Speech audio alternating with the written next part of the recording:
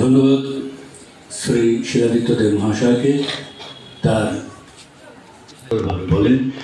তো তার কাছ থেকে আমরা আজকে প্রাসঙ্গিক বক্তব্য শুনেন তিনি। এবারে আমাদের আজকে যিনি বলেছি তার একাধিক চিকিৎসা পূর্ত দপ্তরের অন্তর্গত প্রধানমন্ত্রী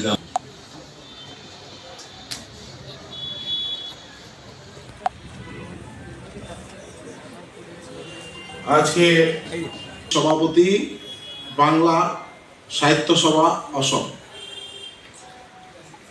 এবং এই বরাক উপত্যকায় যে উদ্যোগ নিয়েছেন যে সেতু বন্ধনের কাজ স্বার্থ উদ্ধার করার জন্য এই বিভেদ সৃষ্টি করা হয়েছে।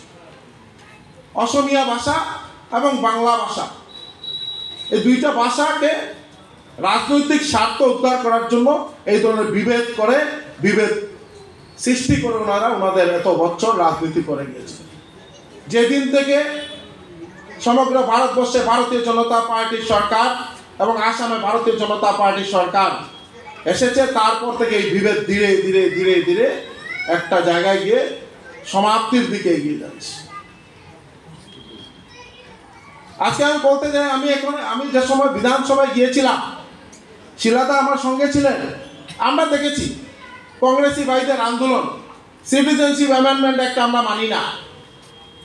বরাক উপত্যকায় ওইসব নেতা এসে বলছেন ওনাদেরকে সিটিজেনশিপ দিতে হয়, আবার ব্রহ্মপুত্র এলাকায় গিয়ে বলছেন ওনাদেরকে দিতে হয়। আমি মানি না। গামছা পরে এই গামছার মধ্যে CAA লেখা এবং ক্রস দেওয়া, মনে আছে শিলাদা? হ্যাঁ, ওই দিনও দেখেছি। বরাক উপত্যকারও অনেক নেতা নেত্রীদেরকে আমি দেখেছি মঞ্চে যে গামছা পরে গামছায় আমি মানি না। আবার বরাক উপত্যকায় এসে বলছেন যে সিটিজেনশিপ অ্যামেন্ডমেন্ট বিল খুব তাড়াতাড়ি এটা লাগু করা হোক। এই যে দ্বিচারিতা, এই যে ডিভিশন,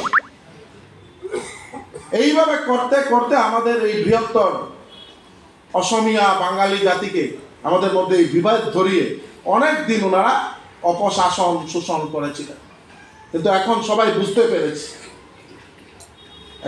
বুঝতে পেরেছে যে আমরা বাঙালি জাতি এবং অসমীয়া জাতি আমরা একে অন্যের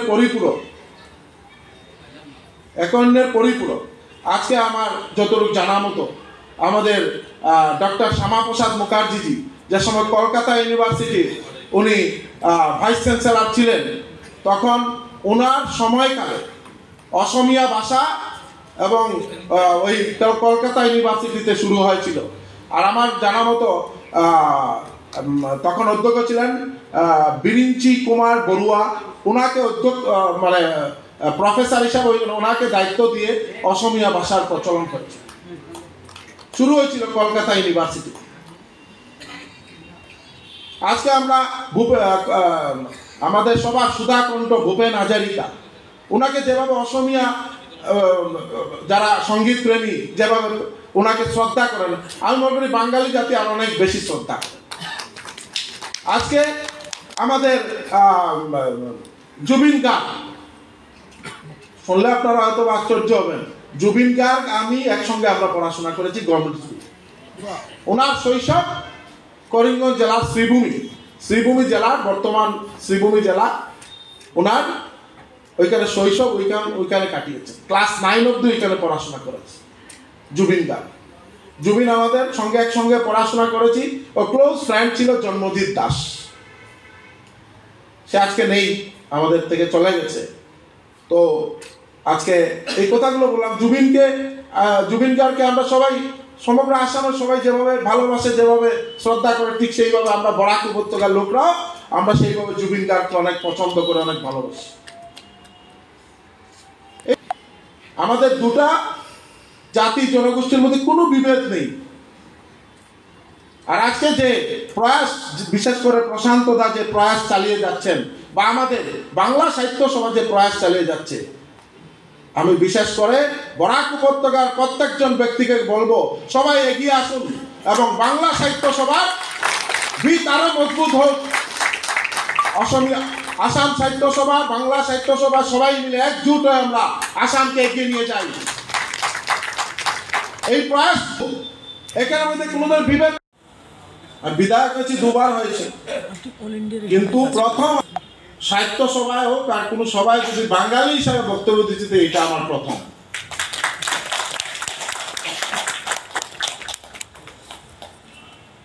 বিশেষ করে আমাদের মাননীয় মুখ্যমন্ত্রী ডক্টর হিমন্ত বিশ্ব শর্মা মহাশয়, উনি যেভাবে আসামকে উন্নয়নের চরম শিখরে নিয়ে পৌঁছানোর জন্য যেভাবে দিন রাত অক্লান্ত পরিশ্রম করছেন, যে প্রয়াস চালিয়ে যাচ্ছেন, প্রত্যেক জাতি জনগোষ্ঠী, শুধু অসমিয়া নয়, অসমিয়া, বাঙালি, বড়ো, কার্বি, প্রত্যেক ভাষা, প্রত্যেক জাতিগোষ্ঠীর সুরক্ষিত রেখে কিভাবে আসামকে ভারতবর্ষের মধ্যে একটা উন্নত রাজ্য হিসাবে প্রতিষ্ঠা করা যায়, তার জন্য উনি যে প্রয়াস চালিয়ে যাচ্ছেন, আজকে এই মঞ্চ থেকে আমাদের সর্বকালের শ্রেষ্ঠ মুখ্যমন্ত্রীকে ধন্যবাদ এবং কৃতজ্ঞতা এবং প্রণাম জানাই। এবং বিশেষ করে আমাদের সবার প্রিয় বিশ্ববরেণ্য নেতা নরেন্দ্র দামোদর দাস মোদীজিকে কৃতজ্ঞতা এবং প্রণাম জানাই একটা কারণে, যে আজকে উনি আমাদের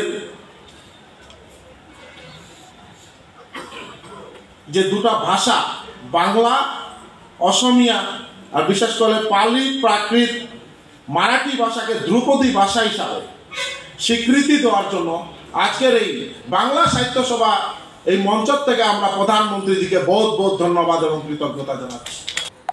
যে আন্দোলন করা হয়েছিল, এই আন্দোলনে 1961, 1972, 1986, 1996, 1986 ইংরাজিতে তখন আমরা বলতে পারবো, এই আন্দোলনে তখন আমরা ক্লাস 9-10 পড়তাম। অনেকে প্রাণ দিয়েছেন।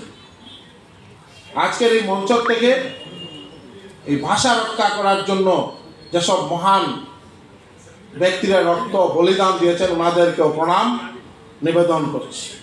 এটাই আমাদেরকে রাখতে হবে যে বাংলা সাহিত্য সভা যেভাবে কাজ করছে, যে দিশায় কাজ করছে, আমি ধন্যবাদ জানাই। সাহিত্য তো কাজ চলবেই, আমাদের ডিপার্টমেন্ট থেকেও আমি বাংলা সাহিত্য স্বার্থ উদ্ধার করার জন্য এই বিভেদ সৃষ্টি করা হয়েছে।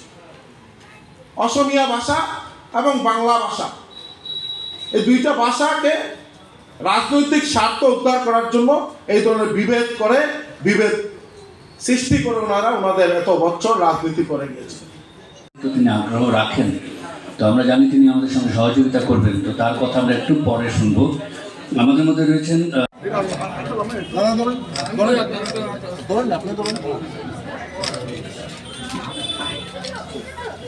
আচ্ছা হইব, এর পরের বার আরো বড় করে হইব।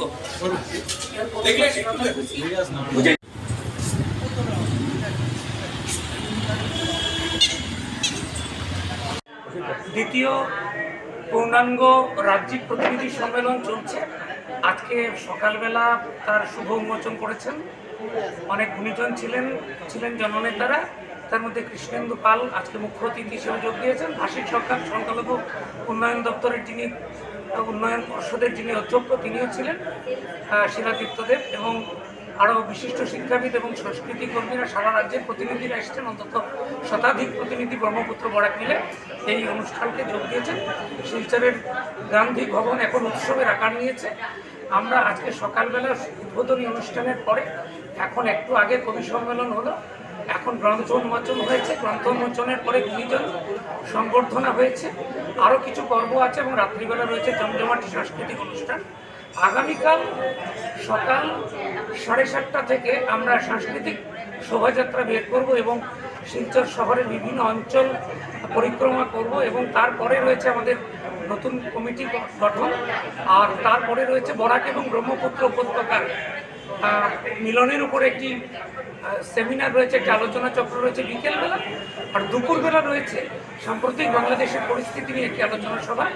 আপনারা সকলে আমাদের এই প্রতিনিধি সভাতে এসে যোগ দেবেন বলে আমরা আশা করছি।